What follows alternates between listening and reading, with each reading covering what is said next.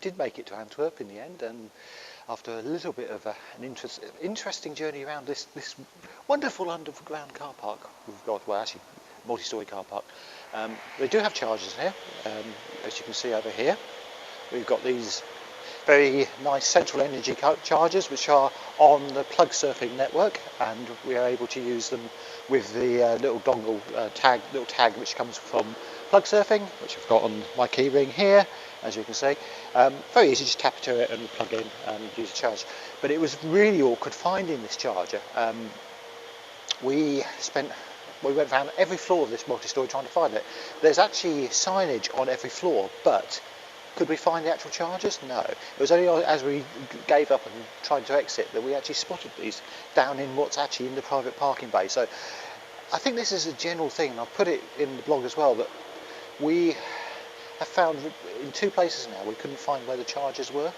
And it's very frustrating, and it's not something as a petrol driver you ever have to come across, because or petrol diesel, because you just go to the garage and they're very obvious. So I think that's something that people need to do. If you're going to actually spend money setting up a very good charging network, there's a lot of cars in here charging at the moment, then you should also spend money putting some decent signage up as well. Anyway, enough of the rant. We're on our way to Moore's supercharger and then on to Muenster as well today. So quite a long drive today, but it should be very easy going. See you there.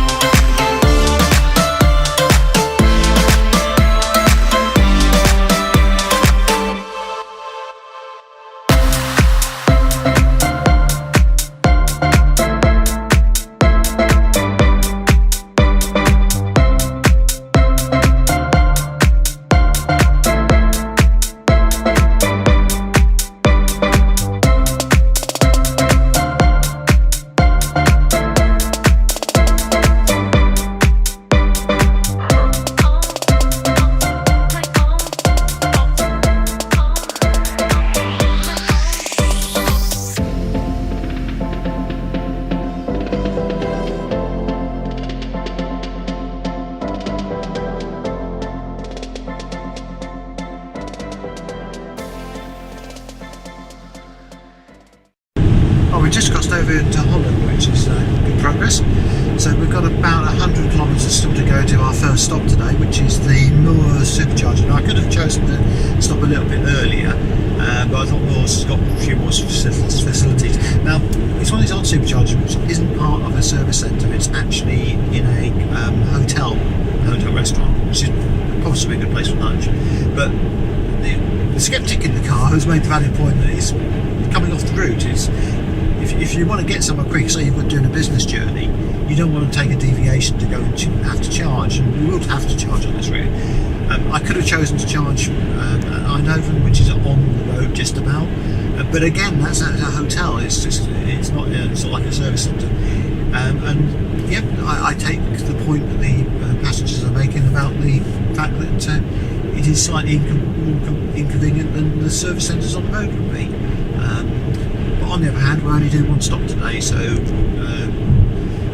and we would have to stop for lunch anyway. So it's one of those trade-off things, but it's a valid point. Anyway, we've got 98 kilometres to go now, which is going to take us about 59 minutes. And it says we're going to arrive with 52% at the Muenster supercharger, which will mean we could actually do a really quick charge there. But we're actually going to stop for some lunch, so it'll be fully charged by the time we leave there, and then the next stop will be the hotel, which has a destination charger. Let's go and see what that's like.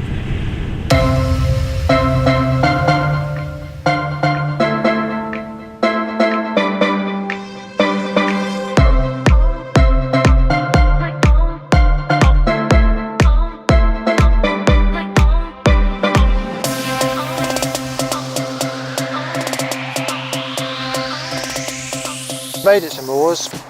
This is the supercharger, which actually wasn't too far off the road. It was a little bit twisty, but it's probably about the same distance as some of the service centres in the UK are. We've now got it charging, flashing blue light, very easy, just press the button on the top and the flap opened. I do think that the whole supercharging mechanism Tesla have got makes a big advantage for them. It's so much more convenient than trying to work out what charging network you're on with another charger. Is it going to work? Now, I did mention in the article I wrote yesterday that there is this plug surfing network throughout Europe where you can use the one tag, which we showed you earlier, to charge on a lot of chargers, which does make it easier. But supercharging is just so convenient. You plug in, it knows what car it is. There's a bit of communication goes on between the car and the supercharger to say who it is charging. So even if they actually start charging for the superchargers, you still won't have the faff of just trying to work out how to pay for them. So I do think that's a huge advantage that Tesla have got. Anyway, we're going to have some lunch now, and then we'll have the next bit of the journey all the way to Muenster. So that didn't entirely go to plan.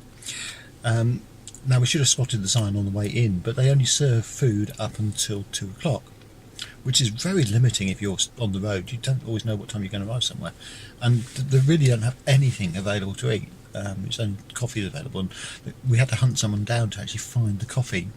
Not the best experience, and maybe that's actually one of the limiting factors of where Tesla have put some of these superchargers.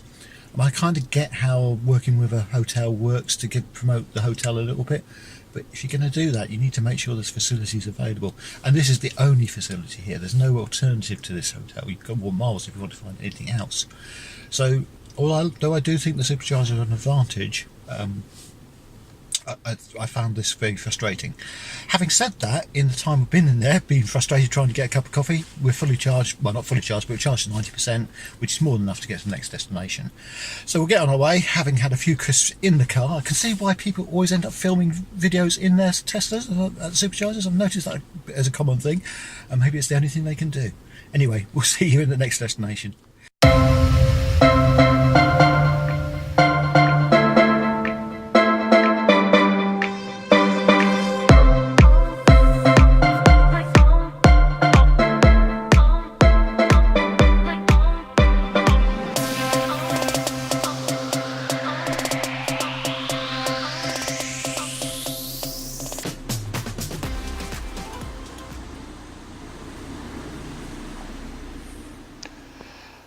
Okay, so we've actually made it to the hotel, which has got one of these lovely Tesla destination chargers, which look a bit similar and connected to the superchargers, all plugged in the wall. Plug it in, and away we go. And that should charge us quite nicely overnight, and not need to worry about it. So yeah, pretty good that. I think it's a nice thing that they've actually got it as an option. I'm obviously going to just tuck this cable out the way, so if someone else wants to use it next door in the next session, they can do. But that's a slower charger than a normal supercharger, so obviously it's going to take longer to charge, but we're here all night, so it makes a lot of sense.